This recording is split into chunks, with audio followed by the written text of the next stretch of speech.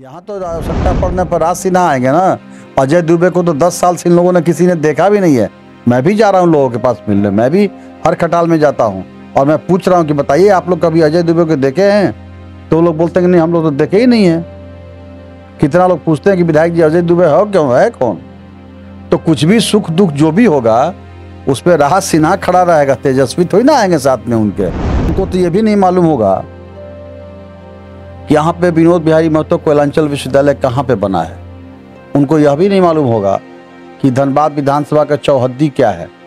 उनको पूछ दीजिएगा अचानक से कि बूथ नंबर 373 कहाँ है धनबाद का, तो उनको नहीं मालूम होगा। धनबाद में कितने पंचायत है, कितने गांव है, कौन गांव कहाँ है, कौन बूथ किधर है। चले जाएंगे क्या अकेले वो, बिना यहाँ के लोकल आदमी के सहयोग लिए हुए? अच्छा, तो फिर विधानसभा में हारेंगे तो फिर चल जाएंगे, भाग जाएंगे।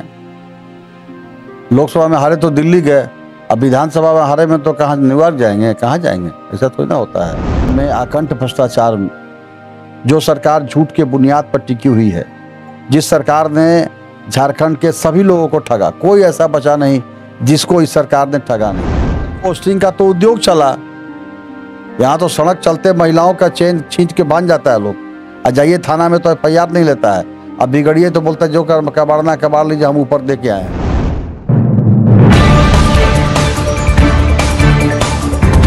झारखंड विधानसभा चुनाव के दूसरे चरण का 20 नवंबर को मतदान होना है, यानी चुनाव प्रचार में भी अब मात्र 24 घंटे ही शेष बच गए हैं। यानी सभी प्रत्याशी अपने अपने चुनावी क्षेत्र में जी जान लगा दिए हैं, पूरी ताकत झोंक दी है। चलिए जरा से इस वक्त में हम धनबाद विधानसभा के भाजपा प्रत्याशी, एनडीए प्रत्याशी राज सिन्हा से सीधी बातचीत करते हैं। राज जी, आपके चुनाव प्रचार में असम के मुख्यमंत्री जो कि आपके सहप्रभारी हैं झारखंड के, वो आए और तमाम नेता इस वक्त में आ रहे हैं, चुनाव प्रचार कर रहे हैं। अभी भी कुछ लोग आपके चुनाव प्रचार के लिए यहाँ आए हुए हैं, जदयू के, आसू के, तमाम लोग आए हुए हैं। तो अब समय जो है ज़्यादा नहीं बचा है। आपके पक्ष में अभी खबर है कि मणिटाड़ में तैलिक साहू समाज जो है एक बैठक करके आपके लिए वोट की अपील कर रहा है। तो कहने का मतलब यह है कि सामाजिक स्तर पर भी गोलबंदी शुरू हो गई है और अंतिम जो है, जो शस्त्र होता है वो सभी लोग अपना इस्तेमाल करने लगे हैं। आप जनता के बीच में अभी तक जाके क्या कह रहे हैं? नहीं, सबसे पहले तो आपके माध्यम से जानकारी मिली है कि तैलिक साहू समाज ने मेरे पक्ष में प्रेस कॉन्फ्रेंस किया है, मीटिंग की है, तो मैं उनके प्रति बहुत आभार व्यक्त करता हूं। और इस प्रकार से मैं इस चुनाव में मुझे लग रहा है कि कहीं कोई मुकाबला किसी से है ही नहीं है। सारे मतदाता एक स्वर से इस बार भारतीय जनता पार्टी को वोट दे रहे हैं और भारतीय जनता पार्टी की सरकार बनाने के लिए इस राज्य के अंदर उत्सुक है। यहाँ पे कोशिश किया गया कि जो यादव समाज है उनकी वोट गोलबंदी हो, तो तेजस्वी को जो है आपके ओपोनेंट जो है वो ला रहे हैं और काफ़ी हद तक कोशिश कर रहे हैं कि समाज के वोट को किसी रूप में जाए। क्या प्रभाव पड़ेगा? देखिए, कोई फर्क नहीं पड़ेगा, तेजस्वी आए जो आए, ठीक है। तेजस्वी जी का हो सकता है यादव समाज उनकी इज्जत करता हो, आदर करता हो, लेकिन झारखंड में स्थितियां बिल्कुल विपरीत हैं। यहाँ तेजस्वी जी के जितने यादव भाई रहते हैं वे सेफ हैं क्या? यहाँ उनको सुरक्षा चाहिए, उनका विकास चाहिए, उनके साथ खड़ा होने वाला नेता चाहिए। तेजस्वी जी तो आएंगे कभी चुनाव में हेलीकॉप्टर से आ गए, हो गया, और रोज रात दिन रात तो यहाँ हम लोग रहते हैं साथ में। तो यहाँ मुलाकात राज से ही होगी। यहाँ तो आवश्यकता पड़ने पर राज सिन्हा आएंगे ना। अजय दुबे को तो 10 साल से इन लोगों ने किसी ने देखा भी नहीं है। मैं भी जा रहा हूँ लोगों के पास मिलने, मैं भी हर खटाल में जाता हूँ और मैं पूछ रहा हूँ कि बताइए आप लोग कभी अजय दुबे को देखे हैं? तो वो लोग बोलते हैं कि नहीं, हम लोग तो देखे ही नहीं है। कितना लोग पूछते हैं कि विधायक जी अजय दुबे हो क्यों, है कौन? तो कुछ भी सुख दुख जो भी होगा उस पर राज सिन्हा खड़ा रहेगा, तेजस्वी थोड़ी ना आएंगे साथ में उनके। वो लगातार विकास के मुद्दों पर घेर रहे हैं। वो कह रहे हैं कि जो विकास होना चाहिए था विकास नहीं हो पाया, इसीलिए हम जनता के बीच में आए। अजय दुबे यही इसी बात पर घेर रहे हैं। अच्छा, अजय दुबे जो हैं वो 10 साल से धनबाद को देखे ही नहीं, तो ये भी नहीं मालूम होगा कि यहाँ पे विनोद बिहारी महतो कोयलांचल विश्वविद्यालय कहाँ पे बना है। उनको यह भी नहीं मालूम होगा कि धनबाद विधानसभा का चौहद्दी क्या है। उनको पूछ दीजिएगा अचानक से कि बूथ नंबर 373 कहाँ है धनबाद का, तो उनको नहीं मालूम होगा। धनबाद में कितने पंचायत है, कितने गांव हैं, कौन गांव कहाँ है, कौन बूथ किधर है। चले जाएंगे क्या अकेले वो, बिना यहाँ के लोकल आदमी के सहयोग लिए हुए। कभी धनबाद में रही नहीं।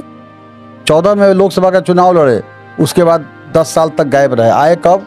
जब इस चुनाव के अंतिम दिन, नामांकन के अंतिम दिन वो अवतरित हुए यहाँ नामांकन करने के लिए। उसके पहले तो किसी ने देखा नहीं। इसके पहले तो वो दिल्ली लोकसभा जाना चाहते थे, नहीं मकसद पूरा हुआ तो विधानसभा में आए हैं झारखंड। अच्छा, तो फिर विधानसभा में हारेंगे तो फिर चल जाएंगे, भाग जाएंगे।